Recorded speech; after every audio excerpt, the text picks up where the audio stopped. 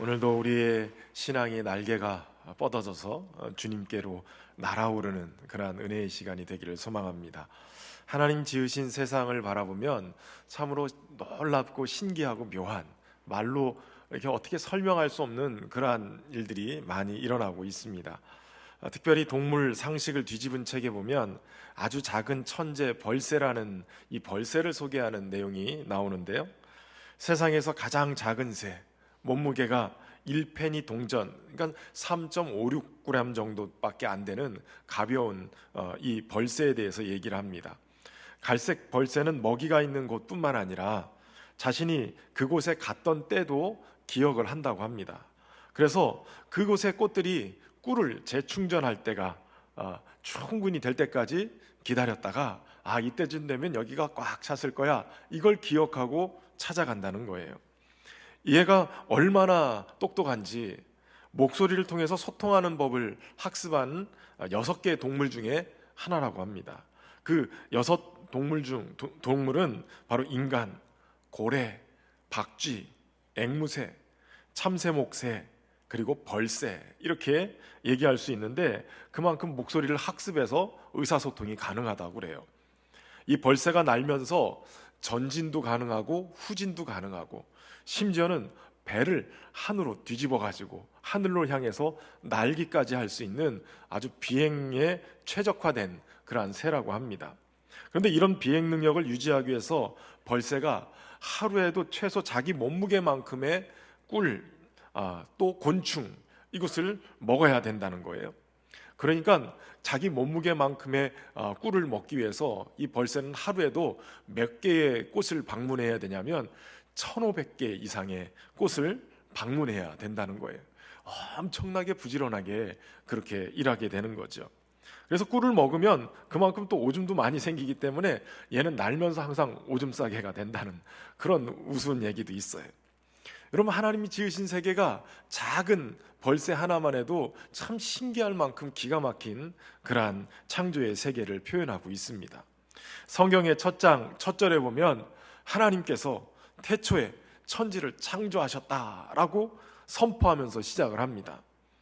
이 천지 창조에 대한 하나님의 선포는 우리에게 즉각적인 결단을 요구해요. 바로 우리가 목적이 있게 질서 있는 세상 속에서 살 것인가, 아니면 우연히 창조돼서 혼돈 속에 의미 없이 그러한 세상 속에 살 것인가 결단하라고 촉구하는 것입니다.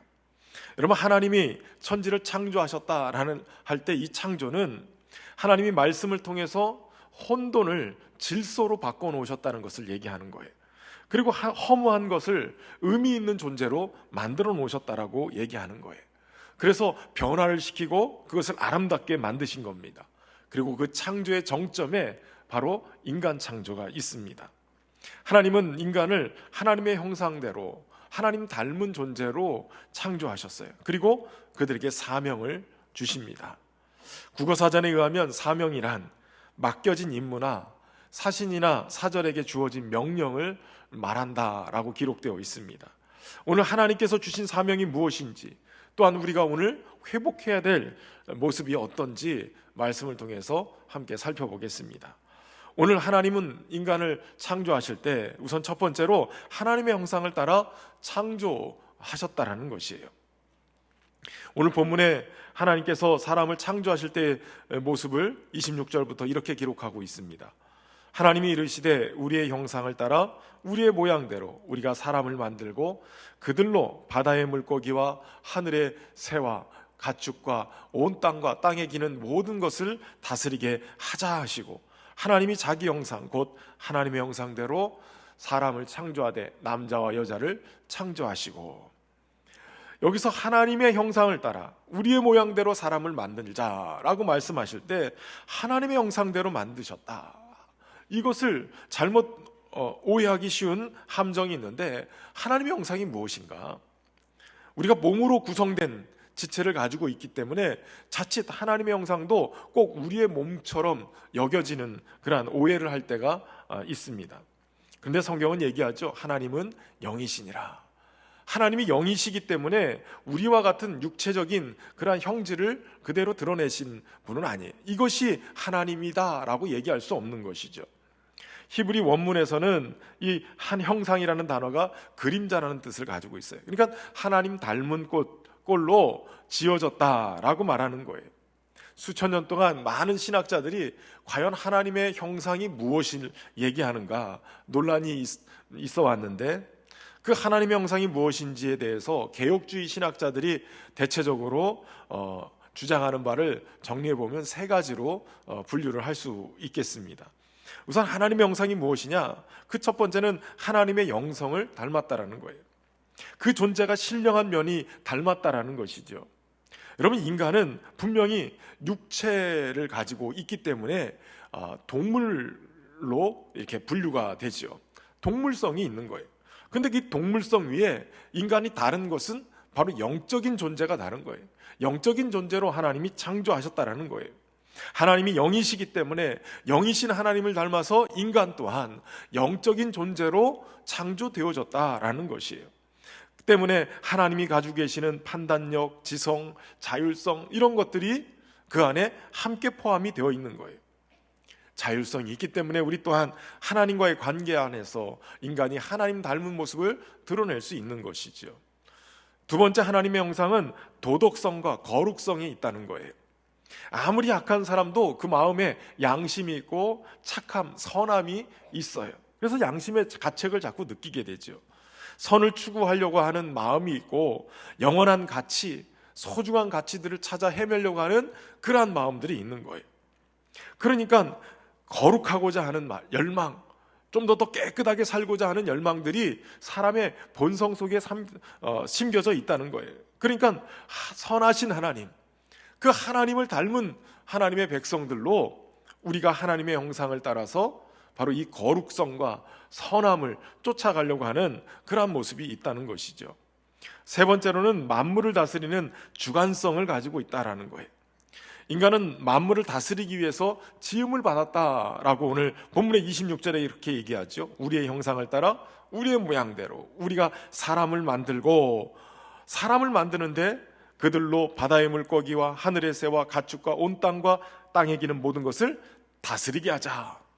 그러니까 하나님의 목적은 다스리는 것 속에 있었어요. 세상에 지으신 모든 세계를 하나님이 인간을 통해서 다스리게 하셨다는 것입니다. 그러니까 인간의 존재 이유도 이 다스림 속에 있는 것이죠. 근데 여기서 한 가지 짚고 넘어가야 될 게 있어요. 하나님이 이 세상을 다스리려니까 굉장히 귀찮아서 하나님 닮은 인간을 지어놓고, 야, 네가 대신 다스려라, 마치 종이나 노예를 부리듯이 사람을 만든 것 아니겠는가, 이런 오해를 하실 수 있어요. 그런데 그렇지 않아요. 하나님의 형상대로 닮았다, 모양대로 지었다라는 얘기는 그가 하나님의 사랑의 대상이 됐다라는 것을 말씀해 주고 있다라는 것이에요. 그럼 우리가 자녀를 사랑하는 이유가 무엇이에요? 그 아이 속에 내가 사랑하는 사람들의 모습이 다 담겨져 있는 거예요. 그 아이의 모습 속에 나를 닮은 모습이 있고, 내가 사랑하는 아내와 남편의 모습이 담겨져 있고, 그 아이 속에 할아버지, 할머니도 담겨져 있고요. 한 번은 저희 아이가 유치원 때 청북 유치원을 다니고 있었는데, 제가 맡은 교구의 구역장이 갑자기 전화가 왔어요. 전화가 왔는데 전화 속에서 들리는 구역장의 목소리가 막 엄청 즐거운 목소리로 까르르 웃으면서 전화를 하는 거예요. 목사님. 왜요? 글쎄 구역 식구들하고 상단산성이라는 곳에 가서 점심을 먹으러 갔는데, 점심 먹고 그 산성에 잔디밭이 넓거든요. 그 잔디밭에 가서 잠깐 이렇게 둘러보려고 갔는데 앞에 유치원생들이 쭈르륵 소풍이 나왔는지 가더라는 거예요. 그런데 딱 한 녀석이 가는데 뒷모습이 어쩜 그렇게 우리 교구 목사님하고 똑같은지, 어떻게 하면 저렇게 똑같지? 그러고선 생각하고 있는데 보니까 저희 아들이더라는 거예요. 유치원생 하나가 뛰어가는데 뒷모습을 보는데 그 뒷모습이 저하고 똑같다. 그러면서 어쩜 그렇게 목사님하고 똑같아요? 여러분, 제 자식이니까 똑같죠. 자식은 부모를 닮기 때문에 그 닮음이 사랑의 대상이 되는 거예요. 하나님께서 사랑하기 때문에 인간을 지어놓고, 닮은 꼴로 지어놓고 하나님의 자녀로서의 주권, 다시 말하면 하나님 닮은 모습으로서의 주권과 통치를 그에게 이양하고 그렇게 행할 수 있도록 만들어주신 거예요. 그러므로 인간은 하나님의 형상을 따라 의롭고 거룩하게, 그리고 세상을 통치하며 살아야 되는 것이에요. 그런데 우리가 하나님과의 언약을 어기게 되어졌죠. 첫사람 아담이 하나님의 말씀을 불순종하면서 우리 안에 있었던 하나님의 형상이 파괴가 되어버렸어요. 학자들에 의하면 이지러졌다라고 얘기를 합니다. 타락한 존재가 되어버렸어요.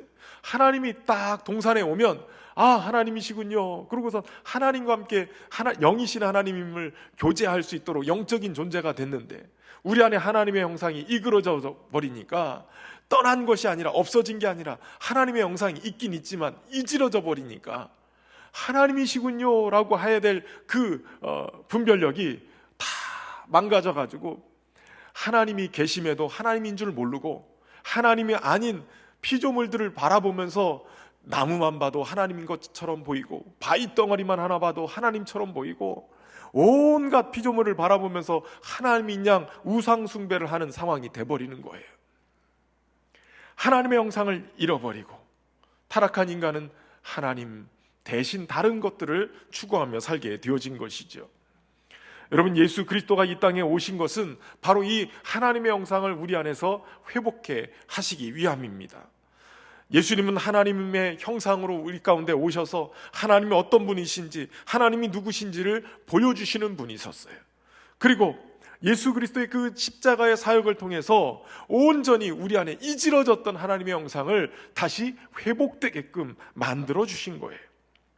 고린도후서 5장 17절에 보면, 그런즉 누구든지 그리스도 안에 있으면 새로운 피조물이라, 이전 것은 지나갔으니 보라 새 것이 되었도다 라고 얘기해요. 예수 그리스도 안에서 우리는 새로운 피조물이 됐다는 거예요.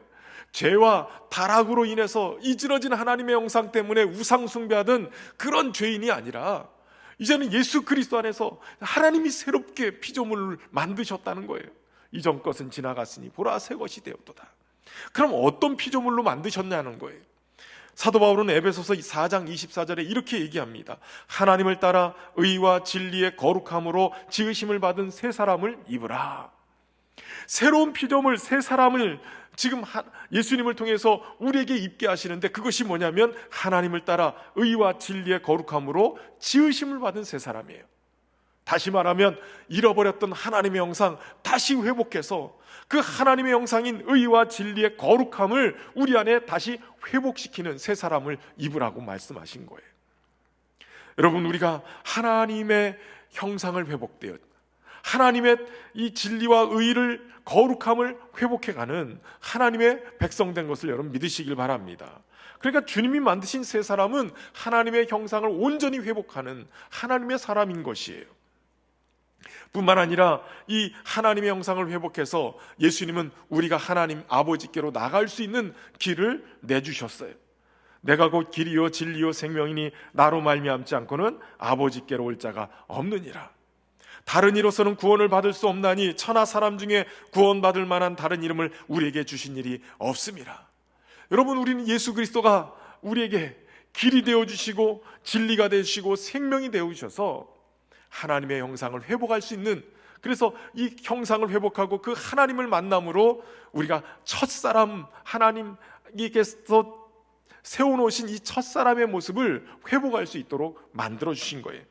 그러니까 여러분, 잃었던 하나님의 형상을 회복하고 이제 마땅히 하나님이 지으신 목적대로 살아갈 수 있는 삶을 하나님이 우리에게 허락하셨다라는 것이에요. 망가졌던 하나님의 형상을 예수님 안에서 회복하는 일, 더 완벽하게 그 회복을 경험하면서 살아가는 일, 그것이 오늘 또 우리에게 주어진 사명인 것이에요. 하나님을 드러내는, 하나님을 보여주는, 하나님의 형상을 회복하는 저와 여러분 되시기를 주의 이름으로 축원합니다.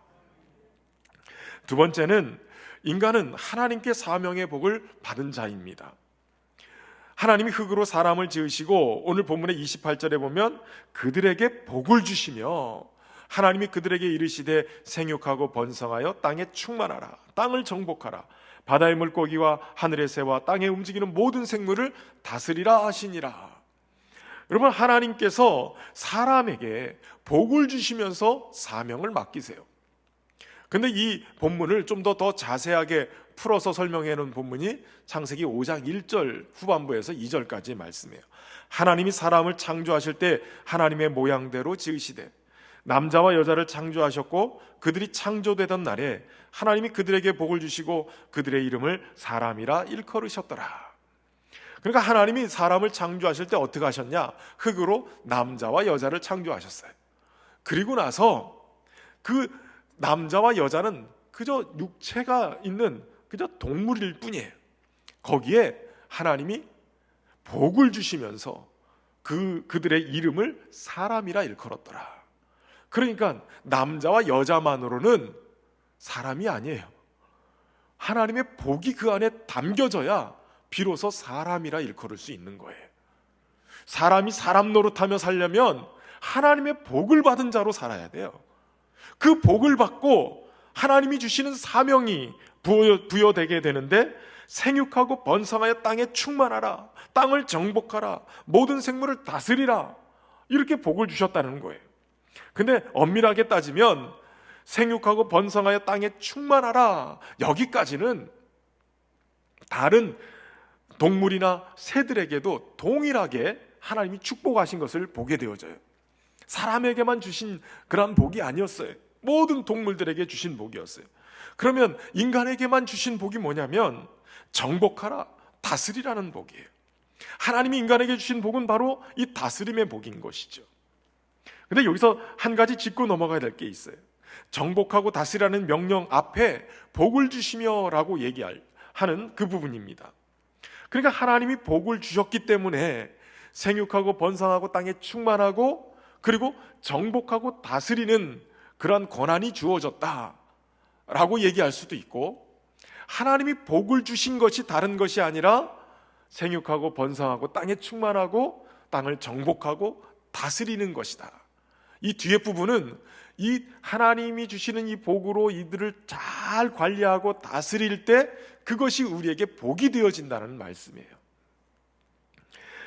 반대로 잘 다스리지 못하면 그것은 우리에게 복이 아니라 저주가 될 수 있다는 것을 전제하고 있다는 것이에요. 히브리 사람들의 유명한 격언 중에 돈을 다스려라, 그러면 돈은 내게 충직한 종이 되어줄 것이다. 그러나 돈을 섬기면 돈은 너에게 폭군이 되리라. 너는 비참한 돈의 노예가 될 것이다 라는 격언이 있다고 해요. 돈을 잘못 다스리면 도리어 주객전도가 돼서 노예가 되고 무들린 인생이 돼버린다는 거예요. 복이 아니라 저주가 된다는 거예요. 제대로 다스리는 삶을 살게 되어지면 그것은 우리에게 복이 되어지지만 제대로 관리하지 못하고 제대로 다스리지 못하면 그것은 도리어 저주가 되고 우리 인생이 묶여 사는 노예 생활이 될 수 있다라고 전제하고 있다는 거예요. 다스린다는 것은 다른 말로 얘기하면 책임을 지닌다라는 뜻을 가지고 있어요. 언제나 다스리는 자에게는 책임이 따르기 마련이에요. 내가 누리는 자유만큼, 내가 휘두르는 권력만큼 책임이 주어지고 있는 것이죠. 원래 하나님께서 세상을 창조하실 때 동식물들을 만들어 놓고 하나님이 매번 하신 말씀이 있어요. 1장의 모든 피조물에 대해서 보시기에 좋았더라, 이렇게 6번을 얘기해요. 그리고 오늘 보면 31절에 보면 모든 지어놓은 것을 보시고 하나님이 지으신 그 모든 것을 보시니 보시기에 심히 좋았더라, 이렇게 말씀하고 있어요.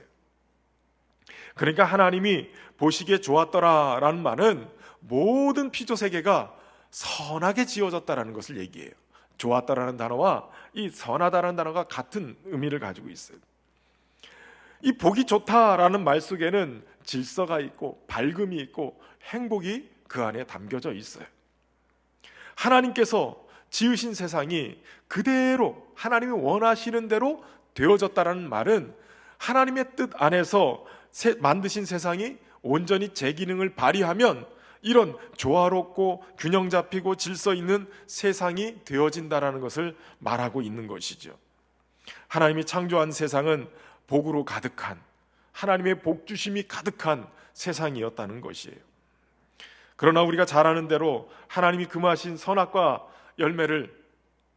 선악을 알게 하는 열매를 따먹음으로 이 선한 질서가 깨어지게 되지요. 그 출발점이 어디입니까? 인간의 탐욕이에요. 인간의 욕심이에요. 하나님이 금하셨는데 보니까 지혜롭게 할 만큼 탐스럽기도 하고 먹음직한 그 열매를 손을 들어서 따내는 거예요.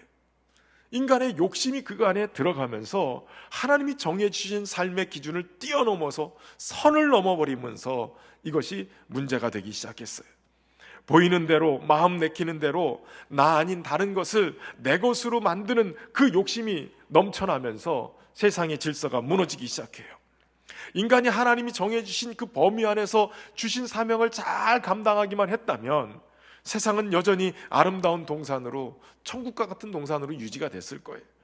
그런데 하나님이 쳐놓으신 그 선을 인간이 뛰어넘으면서 그 욕심으로 말미암는 탐욕이 죄를 불러온 후에 문제가 생겨요. 결정적인 문제는 뭐냐면 하나님이 정복하고 다스리라 하는 이 명령을 해석하는 데 있어서 오류가 생겨버렸다는 것이에요. 정복하고 다스리라는 말은 이것이 복이니까 네가 복받을 수 있도록 그렇게 세상을 잘 아름답게 하나님의 뜻에 합당하게 잘 가꾸라는 의미가 담겨져 있는데 이것을 아전인수격으로 해석하기 시작해요. 내 욕심에 따라서 해석하면서 하나님이 주신 세상이니까 정복하고 다스리라고 했으니까 내 마음대로 파헤치고 내 마음대로 내 욕심에 의해서 그것들을 내 것 삼고 함부로 해도 된다라고 생각하기 시작했다는 거예요. 결국 돌봐야 될 세상이 인간의 욕심을 채우는 도구로 파괴되어지기 시작했어요. 마틴 부버의 나와 너라는 책에서 마틴 부버는 바로 인간의 관계를 맺는 방식을 두 가지로 얘기하는데 하나는 나와 너 사이의 관계, 또 다른 하나는 나와 그것의 관계예요. 그런데 원래 나와 너의 이 관계의 가장 기본 설정이 되어 있는 것은 가장 순수한 형태의 사람과 영원하신 너라고 얘기할 수 있는 하나님과의 관계가 나와 너로 설정됐을 때 그 관계가 나와 사람과 사람과 자연 속에 기본이 되어지는 거예요. 근데 문제는 인간의 욕심이 잉태하면서 나와 그것의 관계로 모든 것을 설정해버리기 시작했다는 거예요. 상대방을 소유나 이용가치로 보기 시작하기 시작했어요. 자연도 이용가치로 보는 거예요. 그래서 함부로 파괴하고 마음대로 나와 그것의 관계로 설정하죠. 그리고 사람도 그 관계로 설정하는 거예요. 사람과 사람 사이도 나와 그것이에요. 나를 위해서 이용하고 나를 위해서 존재해야 되고 그러는 거예요. 이게 더 심해지면 사람과 사람 관계도 나와 그것이지만 하나님과 나와의 관계도 나와 그것으로 설정해야 하는 거예요. 하나님조차도 나를 위해서 존재해야 되는 거예요. 내가 신앙생활하는 것은 하나님이 나에게 내가 원하는 복을 주셔야만 하나님도 나에게 가치가 있는 거예요. 나와 그것의 관계로 설정해 버리는 것이죠. 모든 것을 나의 이용의 대상, 소유가치로 여기고 대하면서 결국은 모든 관계가 파괴적일 수밖에 없는 상황을 만들어버리고 만 것이에요. 하나님이 지으신 선하고 아름다운 세상, 인간과 인간 사이에 주어지는 이 놀라운 사랑의 관계, 하나님과 사람 사이에 일어나는 놀라운 은혜의 관계를 다 깨트려버리고 인간의 탐욕이 중심이 돼서 다 이용의 대상, 파괴적인 그러한 대상으로만 삼고 있게 되어진 것이에요. 여러분, 이 주위를 둘러보면 얼마나 많은 위기들이 우리 안에 있습니까? 20세기에 들어오면서도 여전히 전쟁의 역사가 많은 사람들을 참혹하게 살상하는 일들이 벌어지고 있죠. 특별히 우리나라 같은 경우에는 6.25 전쟁 후에 폐허해서 여기까지 잘 사는 선진국으로 이렇게 하나님의 은혜 가운데 발전해 왔는데, 그런데도 불구하고 가만히 돌아보면 아직은 휴전 중인 거예요. 저 북한과 우리의 관계는 아직도 분단된 조국에서 여전히 총뿌리를 겨누고 있는 거예요. 우리나라에서는 이 핵미사일이나 핵을 사용할 수 없게 되어지는 상황이 되니까 우리나라가 이 군사 전력을 잘 준비하는데, 얼마 전에 뉴스를 보니까 우리나라 핵미사일에 버금가는 미사일을 발명을 했다는 거예요. 그래서 이 현무 폭파하는 그 미사일은 차 대기권 밖으로 올라갔다가 뚝 떨어지는데 막 2톤인가 6톤 정도 되는 그 중량을 가지고 밑에 꽂아버리니까 핵무기급의 파괴력이 그 안에 있다, 이러면서 뉴스에 나오는 거예요. 가만히 생각해보면 나라를 지키기 위해서 강력한 무기가 있는 것도 괜찮지라고 생각할 수 있는데, 도리어 반대로 생각해보면 그 미사일 하나에 핵무기급의 파괴력이 있다는 것은 온 나라를 초토화시키고 모든 백성들을 다 살상할 수 있는 엄청난 무기라는 얘기예요. 지금도 전 세계에 있는 이 핵무기만 따져도 세계를 수천 번 다 지구를 그냥 콩가루를 만들 만큼 그 정도의 위력이 있다는 것이죠. 지금도 세계 곳곳에서는 부족 간에 또 종족 간에 또 나라와 민족 간에 계속 싸움을 하고 있고 엄청난 인명 살상들이 일어나고 파괴가 일어나고 있어요. 뿐만 아니라 이 욕심이 세상을 하나님 주신 세계를 계속 파괴해 나갑니다. 환경 오염이 일어나고 공기와 물이 오염되기 시작해요. 코로나 때문에 그나마 맑은 공기를 마셨는데 요즘에 또 중국에서 자꾸 막 떼기 시작하니까 미세먼지가 날라온다잖아요. 그것만 문제가 됩니까? 저 아마존에 있는 울창한 우림들을 다 깎아버려가지고 지금 갈수록 이 온도가, 지구의 온도가 올라가면서 환경 문제가 생기죠. 우리가 그동안 그렇게 심각하게 안 봤었는데 보니까 코로나 팬데믹도, 이 코로나 바이러스도 인간의 욕망에 의해서 만들어졌든지 아니면 자연이 파괴되면서 드러났든지 그런 상황이 벌어지는 거예요. 사실 많은 학자들이 걱정하는 것이 있어요. 지구 온난화 문제가 가져오면서 남극의 빙하가 녹는다잖아요. 점점 녹으면서 해수면이 올라가는데 그것도 문제이지만 남극의 빙하 속에 갇혀 있었던, 꽝꽝 얼려 있었던 우리가 알지 못했던 바이러스들이 이게 녹으면서 노출이 된다는 거예요. 그래서 수백 년 전에, 수세기 전에 대유행병을 일으켰던 그러한 바이러스들이 온 인류에 이 코로나 바이러스보다 더 강력한 바이러스가 등장할 수도 있다라는 그런 위기가 있어요.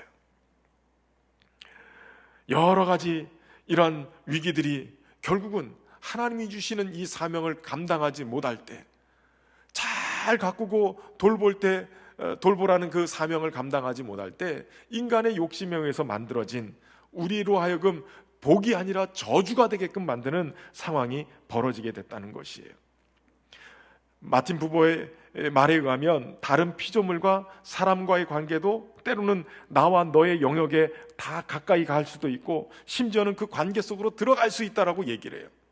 하나님은 예수 그리스도를 통해서 이 관계를 회복시켜 주십니다. 뿐만 아니라 우리 안에 하나님의 형상을 회복할 뿐만 아니라 하나님이 주시는 이 사명의 복, 이 사명을 잘 감당함으로 우리에게 주시는 이 놀라운 복을 회복시키기를 원하시는 거예요. 저는 소망하기는 저와 여러분이 이 진정한 하나님이 주신 복을 회복하고 이 사명을 회복해서 이 복을 받고 사는 은혜가 있기를 주의 이름으로 축원합니다.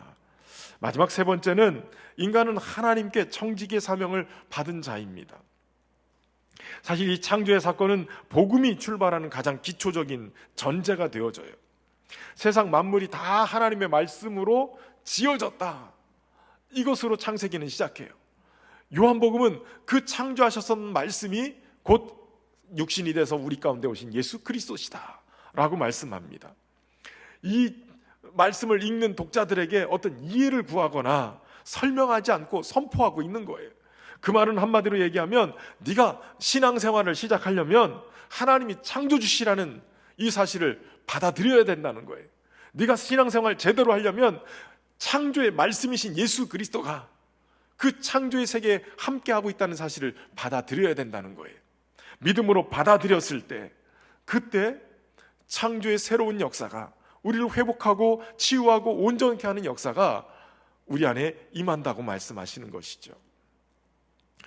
송병헌 교수가 쓴 창세기 주석에 보면 창세기는 믿지 않는 자들에게 신앙을 변증할 목적으로 쓰여진 것이 아니라 하나님을 믿고 따르는 자녀들에게 주님께 합당한 경배와 찬양을 드리도록 하기 위함이요 동시에 하나님의 가르침과 교훈을 전달하기 위해 쓰여진 것이라 라고 얘기합니다. 그러니까 창조주 하나님에 대한 믿음과 고백 없이는 창세기를 제대로 읽을 수도 없을 뿐만 아니라 믿음의 출발도 가능하지 않다는 거예요. 우리가 하나님을 창조주시라고 고백하는 것은 무엇이 전제가 되어 있어요? 그것은 바로 하나님은 영존하시는 분이시라는 거예요. 영원히 존재하시는 분, 태초에도 계셨고 과거에도 계시고 지금도 계시고 앞으로도 영원히 존재하시는 하나님으로 우리 가운데 역사하신다는 거예요. 우리가 탄생하기 전에 영원히 존재하시는 그분이 세상을 창조하시고 존재의 근원 되셔서 우리를 존재하게 만드셨다는 거예요. 다시 말하면 하나님 빼고는 우리가 존재할 수도 없는 그러한 존재라는 것을 말씀해주고 있는 것이죠. 한치의 오차나 흠도 없이 완벽하고 아름답게 그 일을 행하신 하나님께서 타락한 우리의 인생을 예수님을 통해서 새로운 피조물로 다시 창조하셨다는 거예요. 그러므로 우리는 하나님의 계획대로, 하나님의 뜻하신 대로 그 창조의 목적대로 사용되어져야 할 아름다운 사람인 것을 여러분 꼭 기억하시기를 바랍니다. 때로는 내 자신에 대해서 못마땅하거나 실망스러울 때가 있어요. 그러나 하나님이 우리를 지으신 이 목적대로 살면 분명히 하나님의 창조의 최고의 작품이고 예수 그리스도의 생명과 바꾼 최고의 작품으로 하나님은 그 일을 행하게 하실 줄로 믿습니다. 저와 여러분이 하나님의 형상대로 창조된 그 주님의 마음에 합당한 마음과 행함으로 살아갈 수 있는 지혜가 있기를 주의 이름으로 축원합니다. 한 비행기에서 믿음 좋은 집사님이 성경책을 읽고 있었어요. 그랬더니 옆에 있던 치과 의사가 자신을 소개하면서 성경을 읽고 계신 것 같은데 하나님을 정말 믿습니까? 라고 묻더랍니다. 그럼요. 우리 하나님이 얼마나 좋으신 분이신데요. 그랬더니 이 의사가 못마땅한 듯이 그럼 그 좋은 하나님이 다스리는 세상이 왜 이 모양 이 꼴이 됐습니까? 이렇게 따져 묻더랍니다. 그때 집사님이 미소를 지으면서 물어봤어요. 선생님과 같이 훌륭한 치과 의사님이 계신데 왜 세상에는 그렇게 치아 문제로 고생하는 사람이 많습니까? 그랬더니 이 치과 의사가 하는 얘기예요. 내가 의사면 뭐합니까? 그 사람들이 치과에 와야 진찰도 하고 치료할 수 있지요. 이 집사님이 한 번 더 받아쳤어요. 성경을 펴면서 마찬가지입니다. 하나님이 아무리 좋으셔도 하나님께 나오지 않으면 치유하고 회복할 수가 없습니다. 세상을 아름답게 할 수 없습니다. 여러분, 하나님께 나올 때 하나님이 우리를 아름답게 치유하시고 회복하실 줄로 믿습니다. 하나님의 형상대로 우리를 새롭게 지으셔서 우리의 사명을 새롭게 하셔서 하나님이 원하시는 세상을 만들어 가실 거예요. 밭에 콩을 심으면 콩이 자라고 꽃씨를 심으면 꽃이 피는 것이 너무나 당연한 이치입니다. 말씀이신, 창조의 말씀이신 예수님이 우리 안에 심겨져 있으면, 우리 안에 들어와 계시면 창조의 말씀이 우리의 삶을 새롭게 날마다 창조해 나가십니다.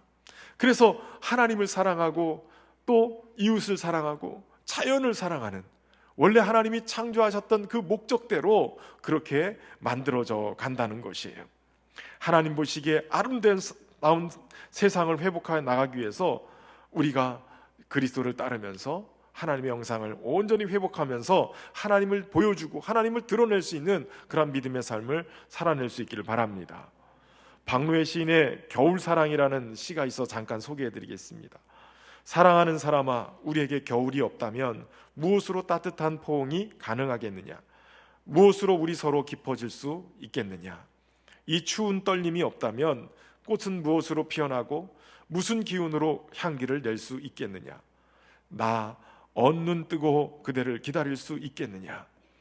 눈보라치는 겨울밤이 없다면 추워 떠는 자의 시린 마음을 무엇으로 헤아리고 내 온몸을 녹이는 몇 평의 따뜻한 방을 고마워하고 자기를 벗어버린 희망 하나 커 나올 수 있겠느냐? 겨울이 온다. 추운 겨울이 온다. 떨리는 겨울 사랑이 온다. 이 박노해 시인은 겨울이 이 추움 때문에 도리어 따뜻한 서로 간의 사랑을 경험할 수 있고 사랑할 수 있는 기회가 주어진다는 거예요. 이 추운 사랑 때문에 추운 겨울 때문에 감사할 수 있고 이 떨리는 겨울 사랑을 기대할 수 있게 된다는 거예요. 여러분, 이 겨울에 하나님의 형상을 온전히 회복하고 하나님이 주시는 이 사명을 온전히 회복하고 하나님을 드러내는 사랑의 사도로 사역을 감당할 때 우리가 주님이 다시 오시는 날까지 이 놀라운 세상을 아름답게 만들어갈 수 있는 그러한 귀한 사명의 사람이 될 줄로 믿습니다. 저와 여러분이 그 사랑 안에 거하면서 세상을 아름답게 만들어가는 주역들이 되기를 주의 이름으로 축원합니다. 함께 찬양하면서 나가겠습니다. 오직 주의 사랑에 매여, 오직 주의 사랑에 매여 내 영 기뻐 노래합니다. 이 소망의 언덕 기쁨의 땅에서 주의 사람들입니다. 오직 주의 임재 안에 갇혀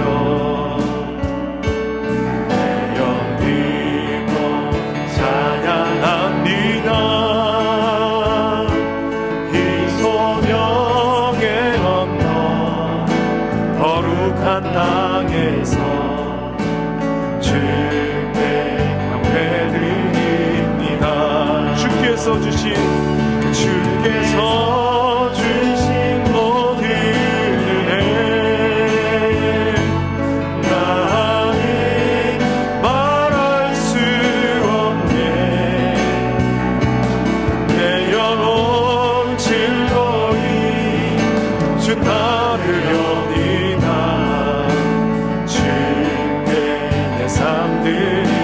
주께서 주신 모든 은혜, 주께서 주신 모든 은혜 나는 말할 수 없네. 내 영혼 즐거이 주 따르렵니다. 주께 내 삶 드립니다.